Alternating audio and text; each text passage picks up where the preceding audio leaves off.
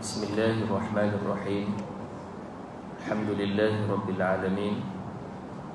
Assalatu wassalamu ala sayyidil mursalin wa khatamin nabiyyin wa rahmatillahi lil alamin sayyidina Muhammad wa ala alihi wa sahbihi wa man tabi'ahum bi ihsanin ila yaumiddin. Amma ba'd. Rabbi shrah li sadri wa yassir li amri wahlul 'uqdatam min lisani yafqahu qawli. Subhanaka la ilma lana illa ma 'allamtana innaka antal alimul hakim.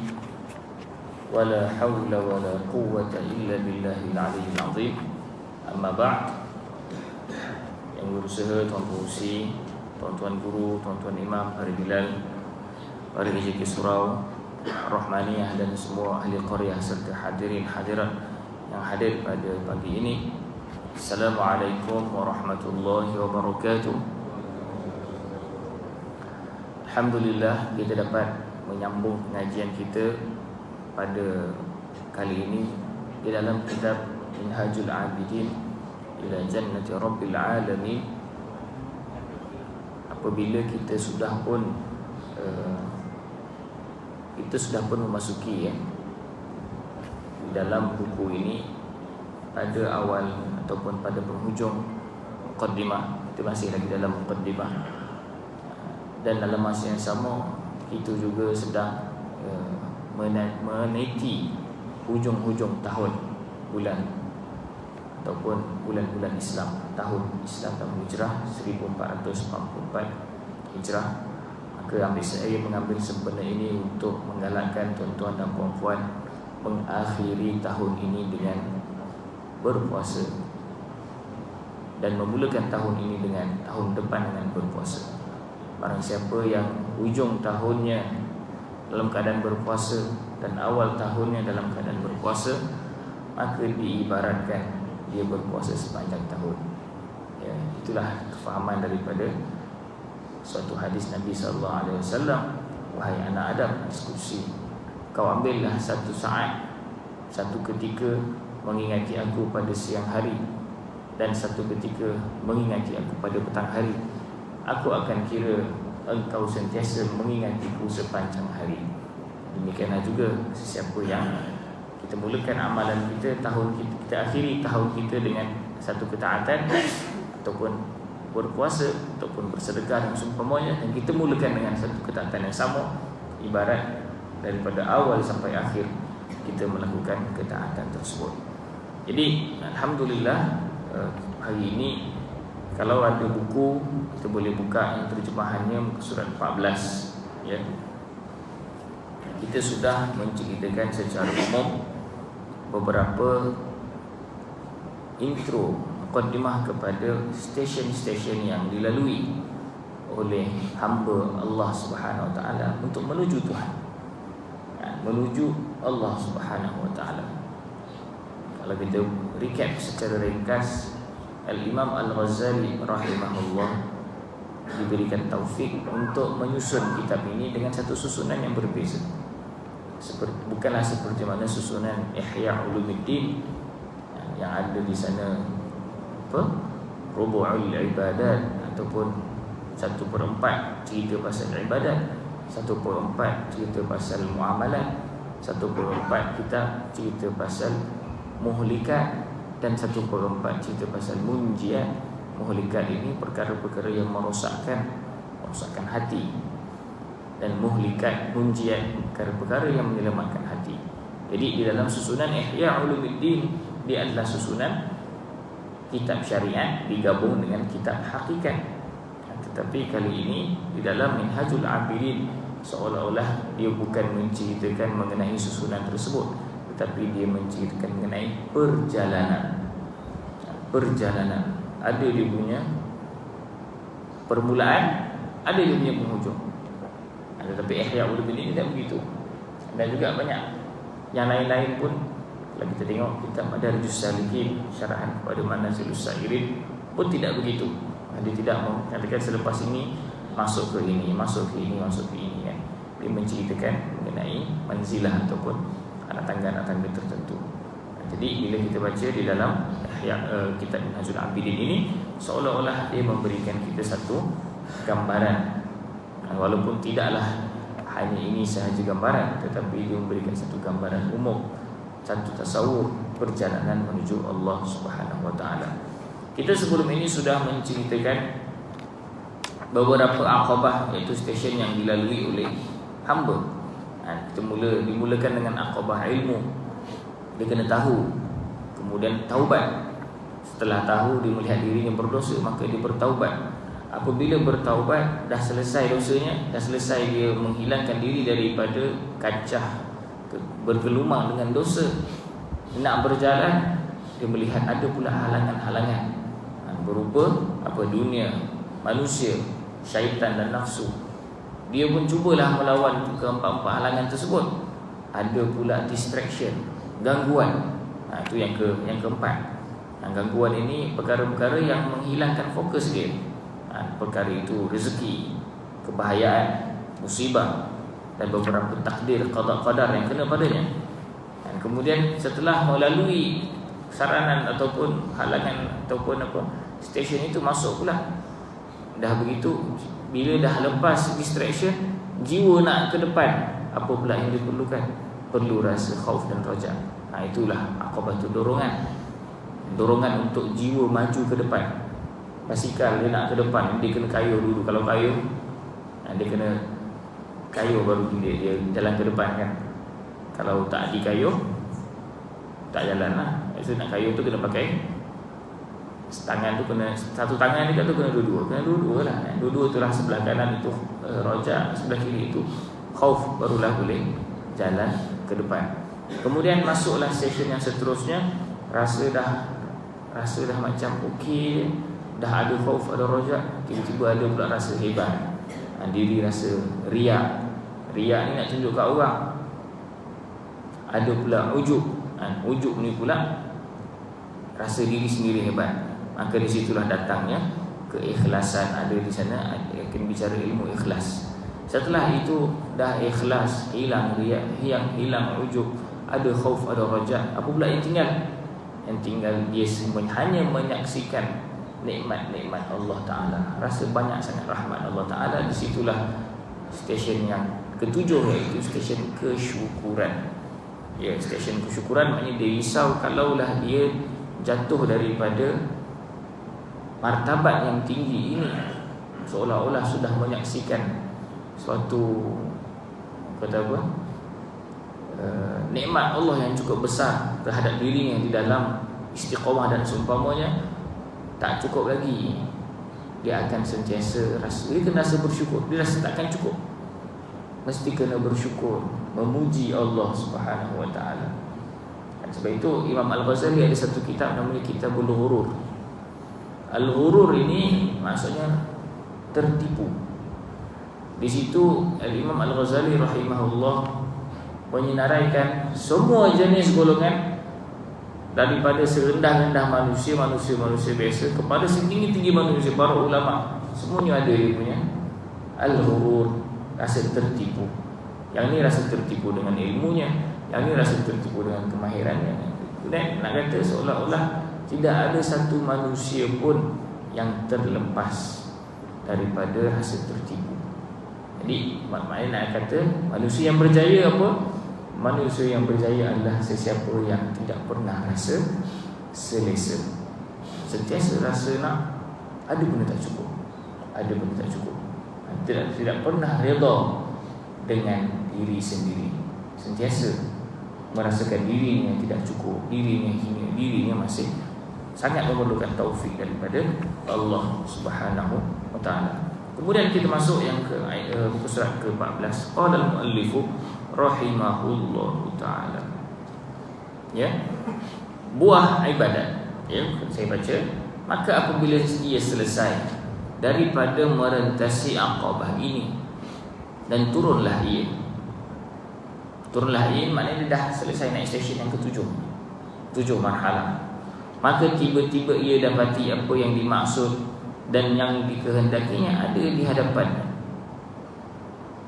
Seolah-olah dah naik bukit tu, hujung tu dia nampak depan tu dah terpampang satu pemandangan yang cukup cantik, Sedikit sahaja ia berjalan, lalu jatuhlah ia di dataran kurnia, padang saujana rindu dan tanah lapang mahabbah. Apa benda nak sebut ini? Falam yasir illa qalilan hatta waqa'a fi sahlil fadli wa sahra'is syauqi wa arasatil mahabbah. Adakah kurniaan itu boleh dilihat?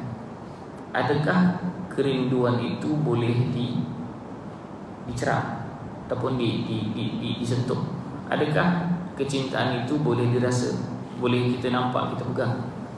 Dan ini hanyalah satu tamsilan yang dibuat oleh Al-Imam Al-Ghazali, menyatakan seolah-olah apabila dah sampai ke satu peringkat, dia nampak satu pemandangan yang cukup indah, pemandangan yang cukup cantik. Sebab itu dia menggambarkan suatu perasaan, tetapi perasaan tidak boleh digambarkan. Perasaan tidak boleh dijelmakan dengan lafaz yang tepat. Sebab itu dia membayangkan dia sebagai satu pemandangan yang cukup indah.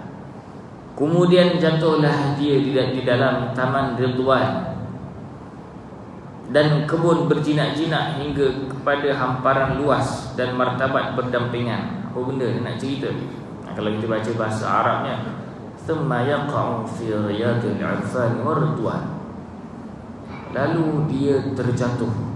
Terjatuh ini maknanya dia tenggelam di dalam taman. Taman apa? Taman ma'rifah. Kenal Tuhan. Nak kata keindahannya itu tidak boleh dibayangkan. Ini kenapa? Hakikat kebahagiaan manusia adalah di dalam mengenal Tuhan. Itu hakikat kebahagiaan. Kerana di dalam mengenal Allah Subhanahu Wa Taala, kita kembali kepada asal usul kita. Di dalam mengenal Allah Subhanahu Wa Taala, kita mengetahui siapa kita. Di situ adanya kebahagiaan kita. Sebab itulah perkara yang mengenal Tuhan ini perkara yang tidak akan habis. Adapun nikmat habis. Makan kenyang, lepas mula. Kan? Nak tidur bangun, tak boleh nak tidur pula. Jadi perkara itu akan habis. Jadi di sini kita dapat lihat apabila meletakkan Al-Imam Al-Ghazali meletakkan tenggelam di dalam taman ma'rifat. Irfan ini ma'rifat lah kalau ini tidak terjemahkan. Dan juga taman Ar-Ridwan, keridaan Allah Subhanahu Wa Taala, seolah dirinya itu bersama-sama dengan Allah Subhanahu Wa Taala hingga kepada hamparan yang luas. Hamparan yang luas ini yakni kesukaan dan martabat berdampingan. Martabat taqri, maknanya berdampingan dengan hadrah ilahiyah, dengan Allah, berdampingan dengan Tuhan. Macam mana kita tak membayangkan macam mana? Dan kerana kepala kita mustahil, tak mampu nak membayangkan. Di dunia inilah kita hanya mampu melihat Allah Subhanahu Wa Taala. Di akhirat nanti, dan di dunia ini kita hanya mengimani, kita hanya merasai kehadiran Allah Subhanahu Wa Taala. Tempat munajat dan mencapai persalinan dan segala karamah. Majlis munajat wa nail khila'i wal karamat, maknanya seolah-olah dia membayangkan dirinya ini sedang seolah-olah berada di dalam suatu tempat permainan, tempat bersenang-senang, bersenang-lenang, dan segala karamah ini dalam arti kata segala kemuliaan. Maka ia bersedap-sedap di dalam suasana-suasana ini dan bertukar-tukar di dalam kebaikannya kekal beberapa hari selagi umurnya masih ada. Maksudnya dalam arti kata di dalam taman ma'rifat ini seolah-olah dia hanya beberapa hari sahaja di situ sebelum dia menunggu ajal. Sebelum dia menunggu ajal. Sehinggalah apa? Beberapa hari selagi umurnya masih ada, dengan dirinya di dunia dan hatinya di akhirat.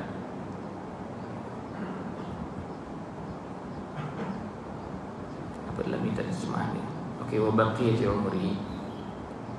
Dengan dirinya di dunia dan hatinya di akhirat, dalam arti kata hanya dirinya sahaja yang dirasakan wujud di dunia ini, tetapi hatinya sentiasa terikat dengan hari akhirat. Maksud hati sentiasa terikat dengan hari akhirat ini dalam arti kata dia tidak membayangkan dirinya kekal di dunia, tetapi dia membayangkan keadaannya di akhirat bagaimana. Sebab itu Al-Imam Hasan Al-Basri rahimahullah pernah menyebut, "Ish ka'annaka fid dunya lam takun wa fil akhirati lam tazal." Hiduplah seperti mana seolah-olah kamu tidak pernah wujud di dunia, tetapi kamu sentiasa berada di akhirat. Macam mana? Ibarat seolah-olah setiap perbuatan-perbuatan kita membayangkan apakah kesannya di akhirat. Tak boleh buat begini, pertimbangan amal. Tak boleh buat begini, sama dengan ratu berapa ribu tahun di neraka. Tak boleh buat ini, tidak boleh menzalimi manusia, nanti susah nak ingat hari kiamat, nanti nak kena tuntut pula. Tak boleh buat begini, kerana aku tak lepas dekat sirat nanti. Sirat ni dah hujung sekali. Kita ingatkan kita dah settle, kita punya kawan-kawan apa benda semua. Naik sirat, tiba-tiba ada orang tarik pula. Orang yang pernah kita caci, orang yang pernah kita maki, orang yang pernah kita zalimi, semua nak tarik kita. Segala hak-hak yang kita ambil tanpa izin, kita sakiti sesiapa, jiran kita dan seumpamanya, kat sirat tak lepas. Bayang begitu. Amal semua dah banyak dah, tiba-tiba kat sirat, sudah ada orang tarik. Kemudian na'udzubillah, kita membayangkan kita terjatuh ke dalam neraka.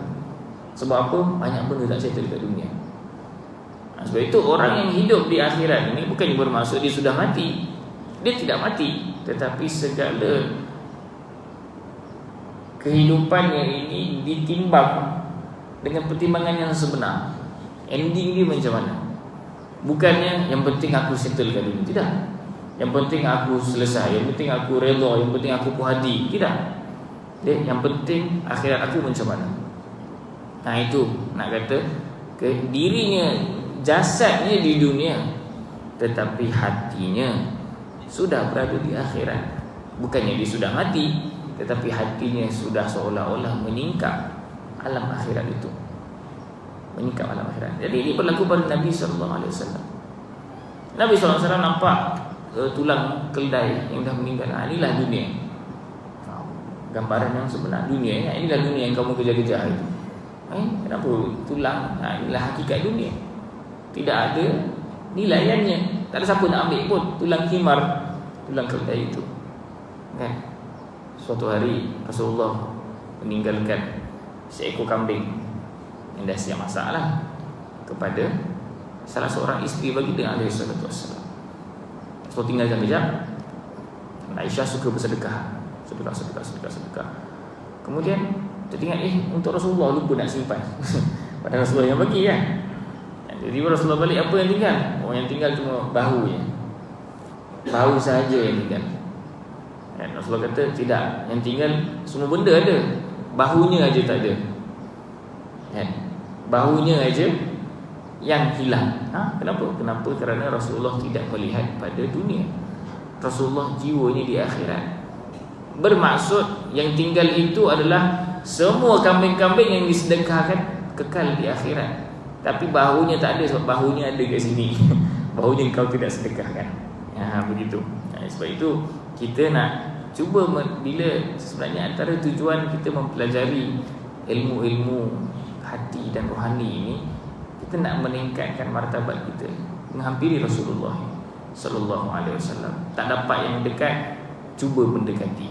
Jadi kita sama-sama cuba mendekatkan diri dengan kartu itu. Dan antara dia punya kayu ukurnya adalah pandangan itu, kan? Cara pandang kita, cara perspektif kita. Kita bukan sekadar melihat dunia ini sebagai perkara yang muktamad, tapi kita melihat akhirat itu sebagai penghujung, penghujung kita. Hatta yamallal khalqa kullahu, sehinggalah dia rasa dirinya. Di sini, kat sini dia kata dia menanti balik kematian. Maknanya di dalam hidup ini dia menanti bilakah aku nak meninggal dunia, dan bilakah aku nak meninggal dunia. Sebab rindu sangat Allah Subhanahu Wa Taala. Hari demi hari dan saat demi saat, hingga ia jemu akan segala makhluk sekaliannya.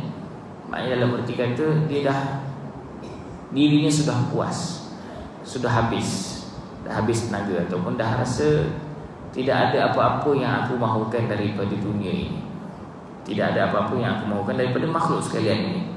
Dan ia meluat akan dunia, dan ia rindu kepada mati. Nak mati, ya. Boleh ke kita minta kita mati? Ya Allah, matikan aku. Sekiranya kita terlalu, kalaulah kita ini ditimpa musibah, itu tak tahan, ya Allah aku nak mati, macam tu tak boleh. Meminta kematian kerana musibah terhadap dunia haram, kecuali kalau kita berdoa, wahai Allah, sekiranya kematian itu lebih baik untukku, matikan aku.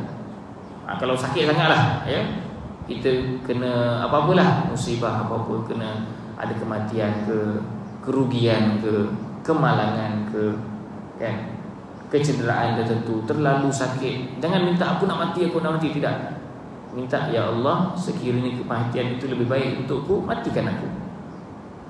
Sekiranya kehidupan itu lebih baik untuk aku, hidupkan aku. Itu maknanya kita menyerahkan buruk dan baik di sisi Allah. Dan itu untuk musibah dunia. Tetapi sekiranya untuk kerana khawatir dengan musibah agama, takut terfitnah, takut tidak mampu menghadapi fitnah Dajjal dan seumpamanya, maka kerana takut pada agama, boleh.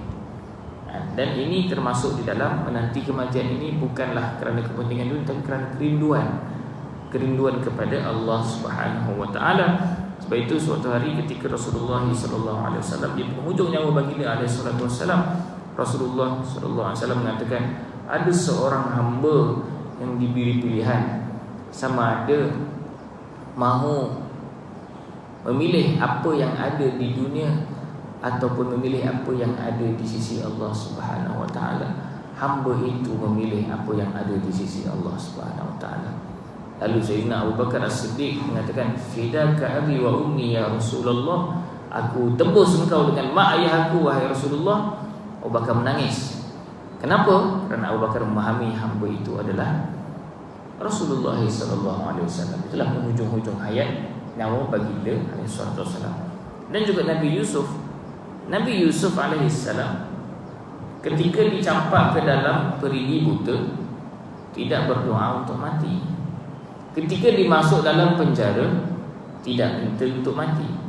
Tetapi apabila telah lengkap kerajaannya, kembali mak ayahnya masuk ke Mesir, keluarganya dibawa masuk ke Mesir, kerajaan yang paling kuat sekali, pada waktu itu menyebut tawaffani musliman wa alhiqni bis-salihin, matikan aku dalam keadaan muslim. Itu seolah-olah dia dah tak ada apa dah nak dunia, dia hanya merindui Allah Subhanahu Wa Taala. Pada ketika itu tidak ada apa yang boleh menghalang untuk nak menuju Allah Subhanahu Wa Taala. Sama seperti Umar Ibn Abdul Aziz. Umar Ibn Abdul Aziz radhiyallahu anhu mengatakan, dulu masa aku kecil aku mahu untuk menjadi raja. Lalu apabila aku menjadi khalifah, sekarang ini aku mencintai untuk nak menuju ke Allah Subhanahu Wa Taala. Maknanya dia ada dia punya tahapan-tahapan dia, ya. Okey. Dan ia rindu kepada mati dan sempurnalah rindunya kepada Tuhannya Al-Mala'ul A'la. Maknanya yang berada di tempat yang tinggi. Maka tiba-tiba utusan Tuhan Rabbul Alamin membawa kepadanya, iaitu para malaikat, dengan wangi-wangian dan bau-bauan, dengan kesukaan dan ridwan daripada Tuhan yang redha tiada marah. Maknanya seolah-olah malaikat maut mendatanginya. Maka dalam keadaan baik hati dan sempurna manis muka dan jinaknya, mereka membawanya berjalan daripada negeri yang fana, yang memberi fitnah. Maknanya fitnah ini yang memberi segala bentuk tipu daya, segala bentuk ujian, ya, daripada negeri yang fana iaitu dunia kepada hadrat ilahiyah. Hadrat ilahiyah ini seolah-olah kebersamaan dengan Allah Subhanahu wa taala dan tempat yang tetap di taman syurga. Maka ia melihat pada dirinya yang amat lemah, lagi fakir, diberi beberapa nikmat yang berkekalan dan kerajaan yang amat besar, dan berjumpa di sana dengan Tuhan. Kena buat koma kat situ. Iaitulah Tuannya yang amat kasih sayang, lagi yang mengurniakannya, lagi yang mulia, yang amat besar sebutannya. Maknanya di sini dia memberikan satu gambaran. Malaikat maut membawa roh yang terpuji ini keluar daripada dunia yang selama ini dia bermujahadah. Dia melalui semua stesen-stesen itu, merasai peritnya dosa-dosa itu, merasai peritnya mendidik jiwa dan mendidik nafsu itu. Dan apabila dah mati, kembalilah, maknanya sampailah kepada pembalasan ataupun ganjaran yang hakiki, dibawa ke taman-taman syurga. Ini kerana roh-roh orang yang soleh di dalam alam barzakh sudah dibayangkan berada di dalam syurga, sudah dilapangkan, sudah diberikan nikmat, walaupun tak masuk syurga lagi. Seperti mana roh orang-orang yang jahat di dalam kubur lagi sudah seperti dalam neraka, walaupun tak kena bakar lagi. Bahkan orang kata di dalam azab kubur itu lagi dahsyat lagi daripada neraka. Sebab apa? Sebab diperlihatkan apa yang akan berlaku. Jadi dia ada rasa takut, tak kena azab lagi. Sebelum nak masuk azab lah, takutlah. Macam ibarat orang yang menunggu mati, masa untuk mati, yang menunggu masa untuk kena bunuh. Mana lagi break? Masa kena bunuh ke? Masa menunggu masa kena bunuh? Menunggu masa kena tu lagi takut lagi. Sebab nanti macam mana, nanti macam mana. Begitu. Begitulah orang-orang yang jahat ini, orang-orang yang kafir ini, orang-orang yang tidak beriman. Di dalam kubur lagi sudah diperlihatkan azab neraka. Maknanya dalam kubur lagi dah diazab, walaupun tak kena bakar lagi. Seperti mana Allah SWT menyebut, an-naru yu'raduna 'alaiha ghuduwan wa 'ashiyah. Neraka itu ditayangkan kepada mereka pada waktu pagi dan petang. Itu azab kubur dia. Demikianlah juga balasan ganjaran syurga untuk orang-orang yang soleh ini. Sebelum masuk ke syurga lagi sudah diperlihatkan, sudah dirasakan, sudah dibayang, nampak. So keindahan itu sudah dapat, ya. Yang amat besar sebutannya daripada beberapa kelembutan dan lemah lembutnya. Apa yang dia nak sebut di sini? Maksudnya dalam arti kata nikmat Allah yang diberikan, kasih sayang Allah di luar ungkapan, tidak mampu diungkap. Kelembutan, kehalusan, rahmat tidak mampu diungkapkan dengan siapa-siapa pun, ya. Dan dialu-alukannya dan mendekatkannya dan memberi pelbagai pemberian dan kemuliaan, barang yang tiada dapat diliputi oleh perihalan orang-orang yang hendak memperlihatkannya. Itu yang disebutlah. Dan tiada dapat menyifatkannya oleh orang-orang yang hendak menyifatkannya. Maknanya segala nikmat yang Allah beri ketika dia sudah masuk di dalam alam yang kematian itu tidak mampu disebut oleh lisan. La ainun ra'at wala udhunun sami'at wala khatara ala qalbi bashar. A'dadtu li'ibadiyas salihin ma la ainun ra'at wala udhunun sami'at wala khatara ala qalbi bashar. Aku menyediakan untuk hamba-hambaku yang saleh, yang tidak pernah dilihat oleh mata, tidak pernah didengar oleh telinga, tidak pernah terlintas dalam hati manusia. Apa dalam syurga? Apa yang terlintas bukan macam tu. Habis tu macam mana Ustaz? Apa yang ada dalam syurga hanya nama-nama sahaja yang kamu pernah dengar. Di dalamnya bukan begitu. Di dalamnya berbeza, berkali ganda lagi nikmatnya, ya, sangat berbeza, ya, sangat berbeza. Seperti mana Ibn Abbas menyebut, tidak ada apa yang tidak ada yang di dunia ini tidak ada di syurga, melainkan namanya sahaja. Namanya aja pisang, pisang kita nampak macam. Kat syurga ada juga pisang, tapi macam mana? Tahu. Mungkin bentuknya lain, mungkin boleh, tapi namanya pisang juga, kan? Begitu ya. Maka adalah ia dalam setiap hari mendapat tambahan hingga selama-lamanya. Setiap bertambah.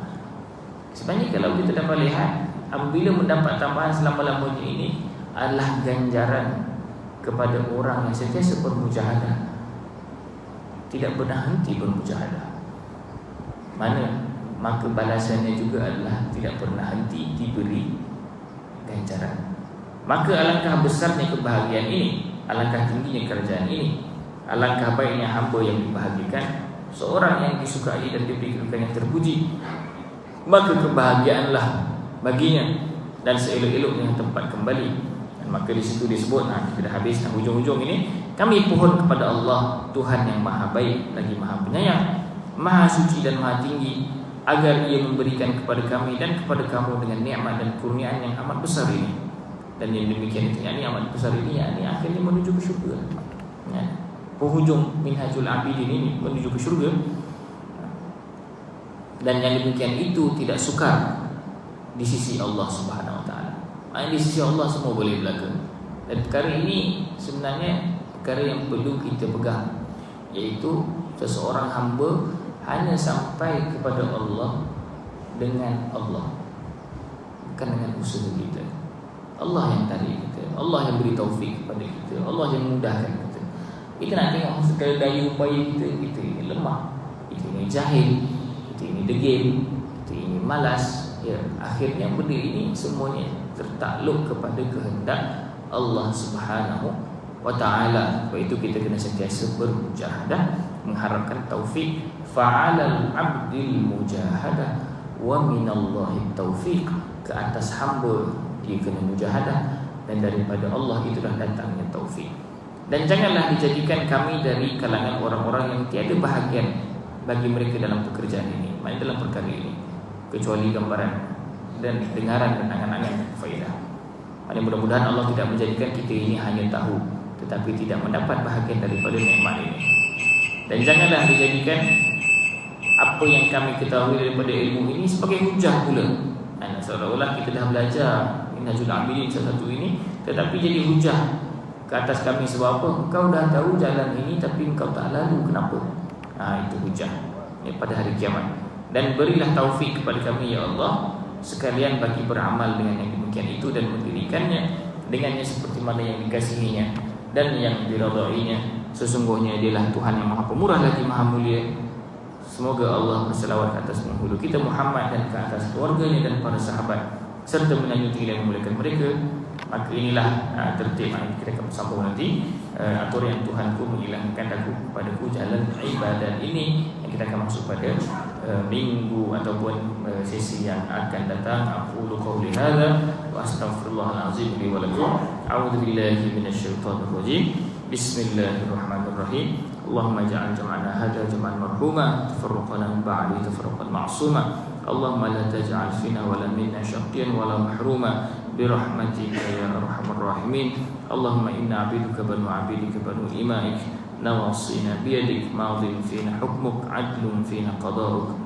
أسألك اللهم بكل اسم هو لك سميت لنفسك أو أنزلته في كتابك أو علمته أحدا من خلقك أو استأثرت به في علم الغيب عندك أن تجعل القرآن العظيم ربيع قلوبنا ونور صدورنا وجلاء أحزاننا وذهب همومنا وغمومنا.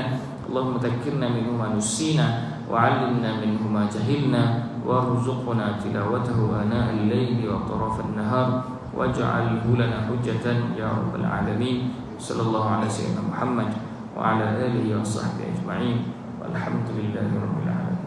تقبل الله.